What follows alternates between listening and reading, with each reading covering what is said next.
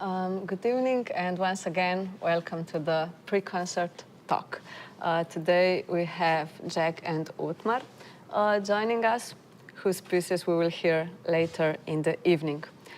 I would like to start with the short presentations of both of you. So Otmar Tabor finished elementary music school studying harp and continued his music education with jazz guitar at the Ljubljana Conservatory of Music and Ballet. He later studied composition at the Academy of Music in Ljubljana, where he received his master's degree in September 2023. As part of the Erasmus exchange program, he studied for 1 year at the Franz Liszt Academy in Budapest. He writes music for solo instruments, chamber ensembles, opera and orchestra, and also leads his own rock band, Uti. So Otmar, coming from jazz and rock tradition, how did those two styles influence your current style, compositional style or way of composing, if they have? Yeah, they had. I still think of harmony as I've learned to think about harmony from jazz improvisation. And I've just built on those principles even when I studied harmony in academy. Yeah. And if we move into the classical tradition now, who would you say, or what style, or who as a person would you say was the biggest influence in that area? In who is a classical composer who influences me the most, or? Yes, or styles, or. I'm very fond of new music scene coming from England. Composers such as George Benjamin, Thomas Adès, Alex Paxton. And what is it? Is it about their style that you particularly admire or enjoy or want to? Even though they incorporate new sounds, new techniques, they are still connected to tradition. And I like that mix of everything, balance in life and music. And how do you think you achieve that in your music? Well, I try to. Okay. That's an excellent answer. Okay, so moving on to you, Jack. Jack Herscowitz is a Los Angeles-based composer, improviser, and sound artist whose work engages impossibility, autobiographical sampling, performance as commitment, horror, unstable loops, and the extremities of noise to recognize music as a multisensory social art form, bringing attention to the situations in which we experience and create sound. His instrumental music has been performed actually all over the world. He performs improvised live electronics on digital instruments. His solo performance practice draws from noise, glitch, vaporwave, and DIY electronics to reclaim the sounds of capitalism's sonic warfare.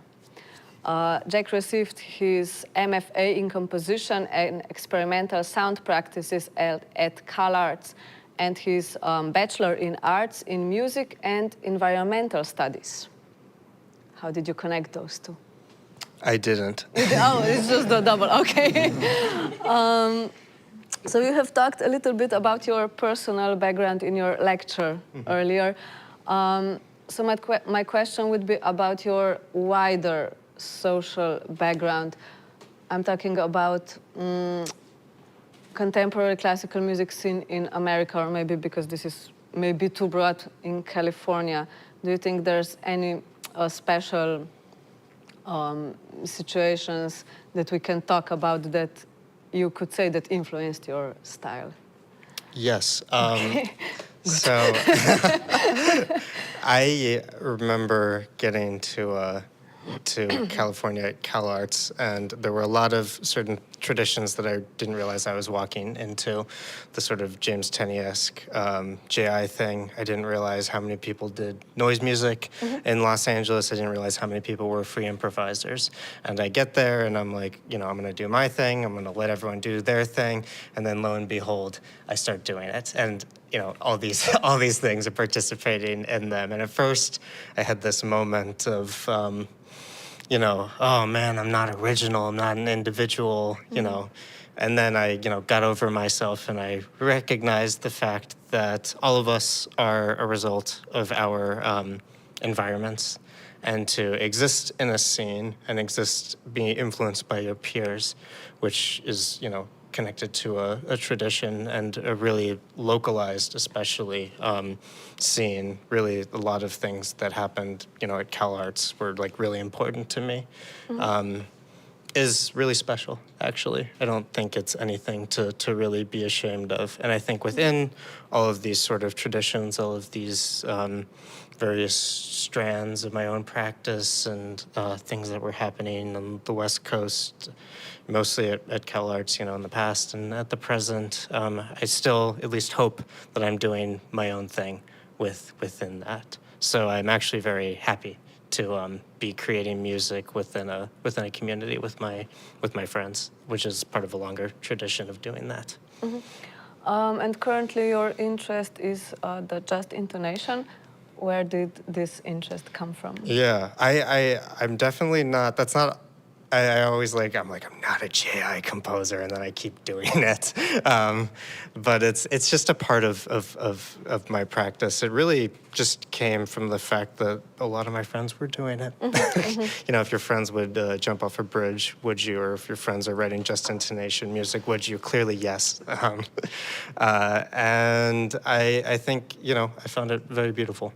And I talked about this in my lecture earlier. So I sort of found my way into it and sort of found these things that I didn't like about the culture of the music and the potentials of becoming, you know, a little too, the positivism associated with numbers and sort of, it can get very religious very quickly. And I try to, and that's why I say I'm not a JI composer, because I'm not obsessed with the numbers. That's not the essence of my music. The harmonies are not the important part. Even the piece tonight, which includes lots of elements of just intonation and every single movement, I actually don't think that's the essence of that piece at all. So that was, I think I answered a different question in answering your question. But moving on from from your answer, what is the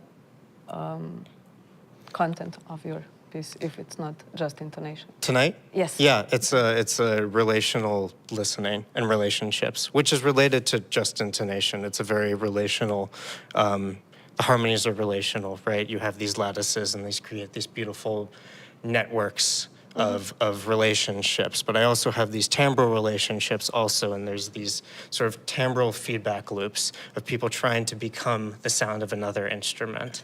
And really what actually is important is like this sort of impossibility of blend. And I talked a little bit earlier about, I have this interest with a lot of some of my music, of creating this kind of hyper instrument. And sometimes something I'm interested in with this piece is kind of, you know, really aiming for that, but also kind of showing how that's a little bit impossible. And there's this play between this collective as the ensemble and sort of these individuals who make that, and how sort of the extremes of both of those are really myths. And sort of what actually is happening is somewhere in between. So that would be the essence of the piece. I just quickly saw the part downstairs at the stage, and there's a subtitle. Help me out. It's exercises in collective listening. Yes, 6 strategies for group listening. For group listening. Yes. Yeah. Can you explain this a bit further? Those are the timbral relationships. I actually graphed out these different geometrical relationships with the different members and just drew arrows. You know, somebody's trying to become somebody else, somebody's trying to become somebody else, and there's 6 different possibilities for feedback loops in that. Like flute becomes viola, which becomes cello, which becomes flute, right?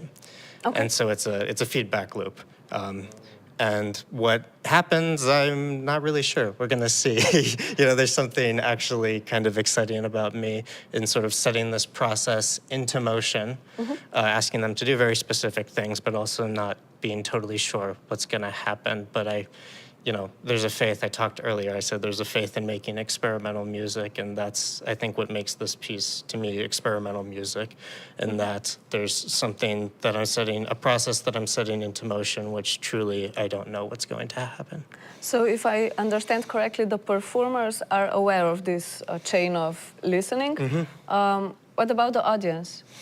Yeah, the audience is not.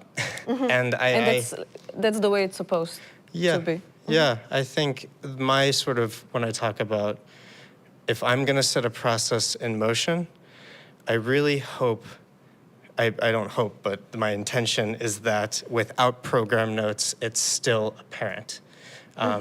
If there's a process behind something, I want that to be apparent in the music itself without the intervention of program notes. And I guess the way I describe that, again, I feel like the way I'm talking, even earlier, it's like very, a little like spiritual, but there's something in the air that feels a little bit off. Something feels a little bit different, and that's what I'm hoping that there is. There is that. Okay. Yeah. Which actually brings me to my next question, which would be kind of a meta question about this pre-concert talks, because I see the raising popularity of this kind of events and also of the program notes that need to be printed out for the audience to read. So where do you see the additional value of those kinds of either talks or notes that someone reads before listening to the piece? I think it can, I said what I said before, that I still want a process or something special to be apparent within the performance, but also it's important to contextualize one's work, whether that's within their own practice, within the context of the scene where they come from, or within, the world itself. And so program notes and pre-concert talks provide a very direct opportunity for that, to really show that there is a context for everything that is happening. And so that's really important. That's really important to me. We talked about, the context of my own, scene in Los Angeles. There's also the context of, who I studied with, the context of what's happening in the world. A lot of things, and I think it's essential to not treat music as a purely sonic thing. We're not creating sound objects. We're participating in a social action, in a social tradition with other people, a very specific social tradition, actually. This is one type of music making, and so we should make that clear. And, program notes can be a way to do that, as can this. Actually, your tomorrow's piece, Recitation for Piano, is extremely aware of the social situation, of the social context. Do you think that art can ever be distant from its social context, that it can ever exist in kind of a bubble? Or the opposite question, where is the limit for art to be critical of the society, but still remain, art, not become just the critic? Totally. Yes. Yeah, am I making sense? Yeah. It's a big question, one that I definitely don't have the answer to. That piece is definitely inspired by my deep frustration and horrors at the genocide in Palestine, and it's coming from my perspective as a Jewish American as well. And so that piece, I'm very clear about that context in the program note, and I'm very intentional about being clear, because we make music. If there's a situation that is is the backdrop of the piece that I'm making, I think it's important to make that clear to the audience. So the first part of that question, do you think art can be distanced from the social context? No, I don't think. I think we always are making work in some sort of situation. This is a situation. There's so many factors as to, who's making this happen. where we are, who's invited.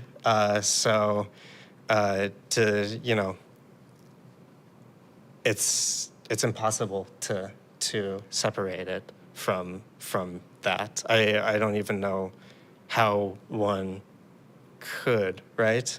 Because it's all part of the same situation, right? The situation is that we're here in Bled at this very specific space with this specific group of people making music, right? In this kind of way. Yeah, that's my answer to that. And then the second part, can you say it one more time? Where is the line between art being critique of the society, but still remaining art, not just being the critique? Yeah, I mean, my piece tomorrow, it's music. It's definitely music, and I have no illusions about it being activism or anything else. It is not. That is a very concrete action, which has stopping the flow of capital to get to sort of make change. That's activism. That is something that actually concretely has this broader impact. But to me, I'm making art about this thing that is happening, and I'm making the piece that I need to make. It's not like I was sitting down and I'm like, I'm gonna write a political piece, because if I'm gonna do that, it's gonna suck, I think. I really think it's gonna suck, and it's gonna come off corny. And this is just genuinely, this is the first time I've been so explicit, but it's just because it's necessary, right? And we need to just be acting out of necessity, not out of corniness. And so, yeah, it's simply a piece of art which comes out of necessity, right? It's not changing the world, and so that's how I would describe it. Yeah. Okay, now I would like to move to your piece, Otmar, which is also connected to the contemporary, to the present time. Yeah. It's using elements from contemporary pop music. Yeah. And then in the second movement, you're using the sarabanda, which was actually the popular music of Baroque time. That's right. Is this the connection you were referring to? Yeah, I wanted to make a contrast. And what kind of pop music material did you use, and why? Okay, so let's answer the why first. Okay. Because I'm thinking more and more about who am I making music for, and how does this music fit in the world today, and what would be the musical connections to today in classical music? How can I make this, what I'm doing, relatable? Okay. Yeah. And how can I connect the music that I am making with the music I'm listening to and the music I'm surrounded with 24/7, if I want to or not? That's why. I used melodies from some pop songs. I used the standard pop song form, and I used the chord progressions, which are obviously manipulated to the part of being unrecognizable. You would not listen to the piece and say, oh, that's a pop song. Now it's the chorus. But okay. Generally speaking, it follows that form. Yeah. How do you usually start your creative process? Where is the entrance point into the piece for you? And where do you find it most difficult to proceed? Really depends. Like for pop, I started with instrumentation and direction. Then then I zoomed in on harmony and specific notes. I had the texture in mind. Like for sarabanda, I started with a motive that came from my guitar improvisation. I'm a guitarist, and sometimes ideas come from that. Sometimes I just hear something and write it down. Yeah, was there another? Yes, there was another question. Is there a part of your process of composing that you usually find more difficult? For example, Maximiliano was talking about how he makes all the plans and then he needs to start composing, and this is the hard part. Like, do you maybe have some similar experience? Yes, I have the tendency to be pedantic, to delve into the details and zoom in and then forget about the bigger picture and really worry about the details, which makes me slow. So that's the biggest problem of me, is being a slow composer. Yeah. And what usually helps you in that type of situation when you're kind of stuck? To tell myself to just go on and see the bigger picture. But then later I come back again and change those details. Yeah. So today you will hear the first performance of your piece. Is this the point on which you consider the piece finished? Or was it maybe before, when you finished the score? When is this finishing point for you in your head to say, like, this is now done? Even though when I'm practicing it with the ensemble, I see, okay, I should make this like this and change dynamics here to this. Here was a mistake. So, but those are really just small mistakes, not unintentional mistakes, you know? Otherwise, the piece is finished, is done. It is what it is. But for another piece that was performed here yesterday, Extaza Smrti, I still have some ideas how I could extend it. But yeah, it functions well now as it is, but if opportunity comes for another violist to perform it, I might consider it to revise it. I don't know, the piece is finished when the piece is finished. That's the answer. Yeah. What about you, Jack? Maybe the same question. Can you repeat it one more time? Yes. When do you consider your piece to be finished? When you can say in your head that that's it, that's done, I finished it. When I give up and I just can't do it anymore. You know, there's that quote. I forget who said it. Something about like, the piece is done when the composer gives up. I mean, I give up quickly. You know, I get to the point where it needs to be done for my own mental health. You know, I'm also like, I'm young, and my music is changing quite rapidly. Like the string quartet that was performed on the first night, and these two new premieres just like couldn't be more different.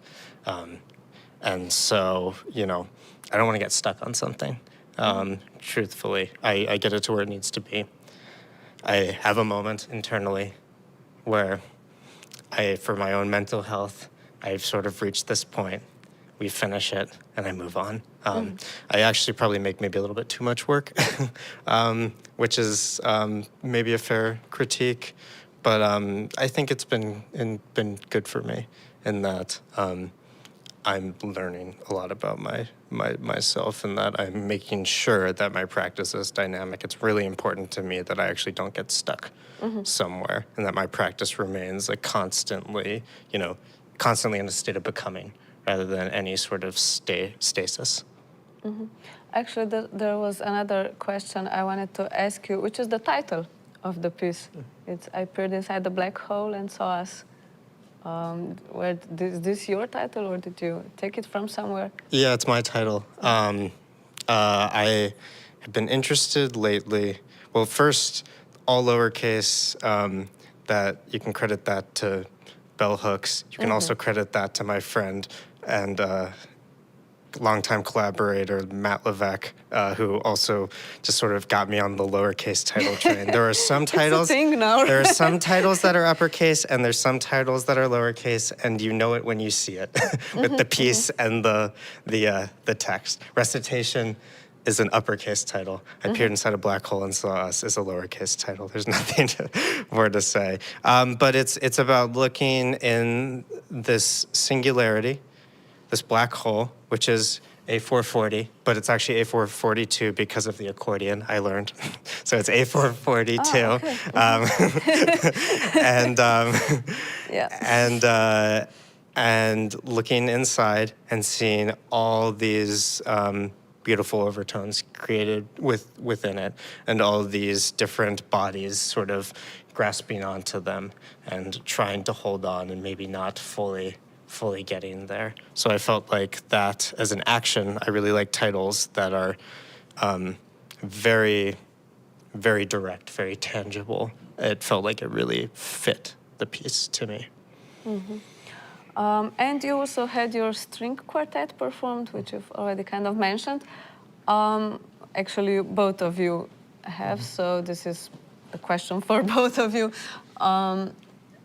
String quartet being the genre with so many centuries of history, being the milestone for many composers, how did you approach it? Did this history in any way influenced or even maybe burdened your composition of this piece for you? Yeah, well, that piece, it was actually funny because it's the piece that I wrote when I was like learning about the string quartet repertoire for the first time. So I was encountering it for the first time.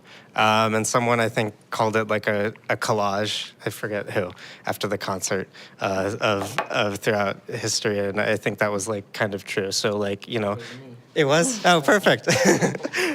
Yeah. And so, yeah, I mean, we talk about music in a society. Actually, what that reflects is somebody encountering the repertoire for the first time, actually. And I was interested in this very, episodic, what nowadays we would call TikTok scrolling, which is something I actually am a little more critical of. But I still wanted to hear the piece again. Yeah, so that especially in the second movement, that history was very present, specifically in that piece. I will say, though, these days I really try to ignore the history because it just hasn't been helpful for me to write the music that I need to write.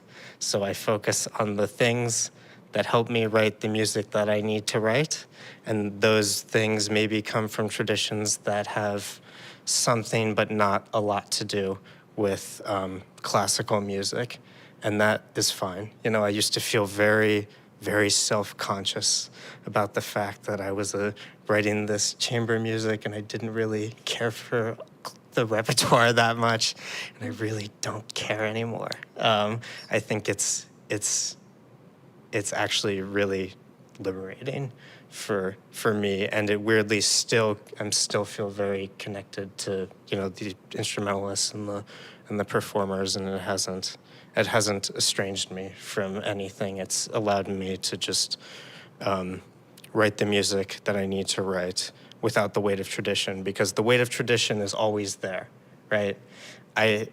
If I am writing a piece for string quartet, the weight of tradition will never not be there.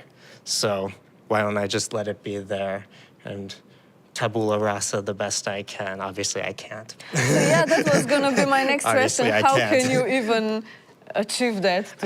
I can't, but I pretend like I can. Okay, Yeah. because that was the question I was asking myself with the pieces that kind of demanded of me to not think about the tradition, or to try to liberate myself from the all the traditions or all the movements I have in my fingers as an instrument. I think this is something that is extremely hard to achieve, especially for the performers, because we are so used to the movements and they are part of us already. So yeah. A quick response to Yeah, that please, actually please. is that There's a in the when you think about just intonation, right? That's asking people to break from, well, not totally break from tradition, but in some ways you have to retune your ear. You have to, you've learned how to tune a major third. Well, now you have to learn a different major third. You've learned how to tune a minor seventh. Now you have to learn something else. But I think that's kind of beautiful, you know? We're, you know, we're interested in many things, and especially people are interested in contemporary music, right? You want to expand what you're able to do, right? And so it's certainly asking a lot of performers, and I have no illusions about that, but if the performers are consenting to the dive into the unknown, then we should go there. And I think people who do new music are, and maybe sometimes I give them a little very, very loving push. Yeah, I was just interested in the way of achieving that. Yeah, Great. of course. Otmar, so the same question for you from the Oh, string my quartet. answer is boring. I didn't feel the pressure of the tradition at all. Like, it's what I'm doing. I'm composing. If there are 4 instruments, I will be composing for those 4 instruments. Not feeling the shadow of Beethoven above me or anything like that. So how do you start? Do you start from the instruments, from what they can do, from what sounds? No, just. I mean, sometimes, yeah. Are you asking for the quartet or in general? Maybe now for the quartet, yes. Quartet, yeah. I remember I was laying in bed and I just thought, oh, maybe it would be cool if I put the melody that I'm thinking about now, which was very simple, into 2 instruments, and it would be like a stereo effect, something like that. Yeah, that was the start, and then I went from there, and I wanted the whole piece to be just these 2 tones. I mean, not those 2 tones, but to come from those 2 tones and to develop like roots from a line that grow and then come back together, something like that. But just one idea. Yeah, kind of minimalistic. Okay. Yeah. Good. So do we maybe have any questions from the audience? So not to repeat yesterday's mistake when we were really late. Any questions? Yes, Maximiliano. Yeah, I was wondering if you were thinking of the saraband of Central American dance or the saraband of Central Europe. Central Europe. I mean, the sarabanda of the Baroque era. I know it comes from. Panama. Yeah, but I was thinking about the Baroque dances of Bach, Handel. Yeah.